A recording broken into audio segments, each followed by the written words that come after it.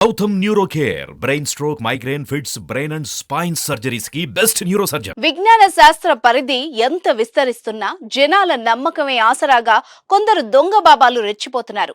సమస్య ఏదైనా ఇట్టే పరిష్కారం చూపుతామని, ఎటువంటి ఆరోగ్య సమస్యలైనా క్షణాల్లో మాయం చేస్తామంటూ లక్షలు కాజేస్తున్నారు.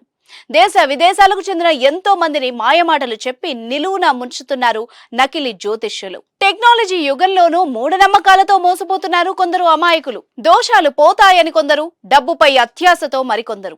ఇలా నమ్మిన వారిని నట్టేట ముంచుతున్నారు కొందరు దొంగ బాబాలు.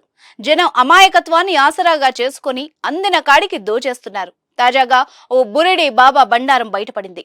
నిందితుడి వద్ద నుంచి 17 లక్షల నగదు, పూజ సామగ్రిని స్వాధీనం చేసుకున్నారు. హైదరాబాద్ లోని చత్రినాకాలో బురిడి బాబా బాగోతం వెలుగులోకి వచ్చింది.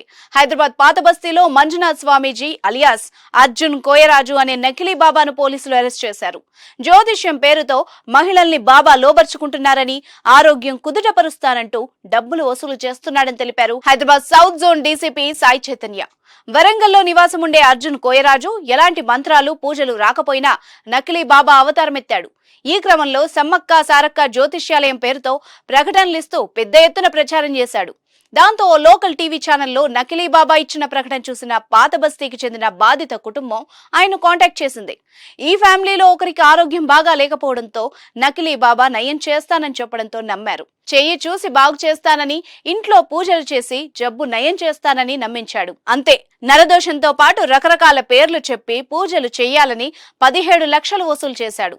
ఎన్నాళ్ల నుంచో పూజలు చేస్తున్నా కానీ వ్యాధి నయం కావడం లేదని బాబాకు చెప్పారు కుటుంబ సభ్యులు. దీంతో ఒక్కసారి ఇంటిని పరిశీలించాలని నమ్మించిన బాబా గత ఏడాది నవంబర్ 4వ తేదీన చత్రనాకాలోని బాధితుడి ఇంటికొచ్చాడు. నరదోషం ఉందని, ప్రత్యేక పూజలు చేసి దాన్ని దూరం చేస్తే మీ భార్య కోలుకుంటుందని చెప్పాడు. తొలుత 2 లక్షలు తీసుకున్నాడు. విడతల వారీగా ఇలా 17 లక్షల వరకు వసూలు చేశాడు.